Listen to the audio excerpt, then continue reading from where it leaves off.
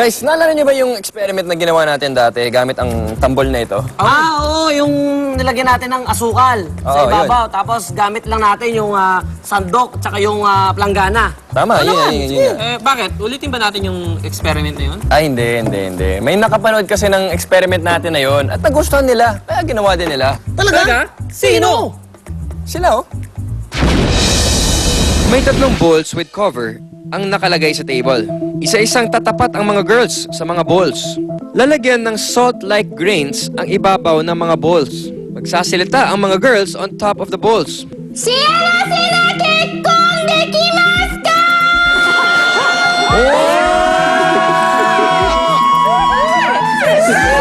Kaigai shitcho ikitai!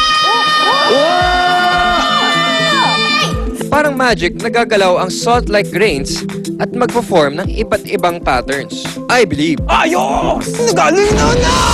Eh, iba naman pala nila yung experiment nila eh. Sa atin, drum na may asukal. Sa kanila, sand bowl. Sosyal. Kahit iniba, pareho rin naman tungkol sa sound vibrations yung ginawa nilang experiment. Oo naman, magkaiba man ang presentation, ay pareho pa rin naman ang scientific explanation. Ang Echo Bowl experiment ay halimbawa ulit ng sound vibrations experiment. Ang Echo Bowl ay regular bowl na tinakpan ng latex rubber ang ibabaw para magmukhang improvised drum. Ang salt-like grains na ginamit ay sand. Ang paggalaw ng sand ay dala ng pag-vibrate ng stretched latex rubber gawa ng sound waves na nagmula sa boses ng mga babaeng nagsalita dito. Ang mga pattern na nabuo ay tinatawag na Chladni patterns. Nag-iiba-iba ang Chladni pattern depende sa pitch, tone, at lakas ng sound vibrations na gagamitin. Habang tumataas ang pitch, ay mas nagiging complicated ang Chladni pattern na nabubuo. I believe. Ayos! Nagaling na! Guys, anong mangyayari kung ibabato ko itong ping-pong ball na ito sa sahig? Ano pa, Eddie? Tatalbog yung ping-pong ball? Wow! Very good. Natutunan Very na. good. Tumama ka din. Ito naman, ano sa tingin mo ang mangyayari sa ping-pong ball na ito kung ilulubog ko siya sa loob ng magic liquid na ito?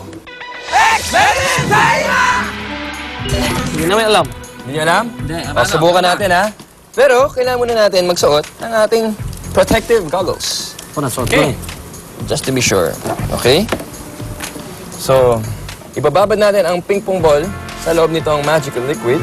Mga ilang seconds kaya? 15 to 20 seconds. Maka-absorb lang ng bola Yung liquid. ang liquid. Yan. Okay, tingnan nyo, ha? Ang galing! Umikot! O, isa pa, here. O, ito naman. Sige. Kala mo, walang nangyari, no? Oh. Wow! Parang may buhay, oh! Ang Super galing! spinning ball. Oh! Try natin ulit. Ang kailangan lang para gawin tong experiment ay ping-pong ball at liquid nitrogen. Yan yung sikreto dyan. Itong magical liquid na yan ay liquid nitrogen. So, kailangan din butasan yung ping-pong ball sa magkabilang dulo at an angle, hindi perfect, para ma-absorb nito Makapasok. yung liquid nitrogen. Kaya naman pala umikot ng malakas. O, try at nyo, mabilis. Nilagyan lang natin ng pentel pen ang bola para makita ng ating mga viewers na talagang nagsispin ang bola. Ikaw, try mo nga ikaw. Nga. Diba? Ang galing nun, ah! Ayos, Galing ng bola?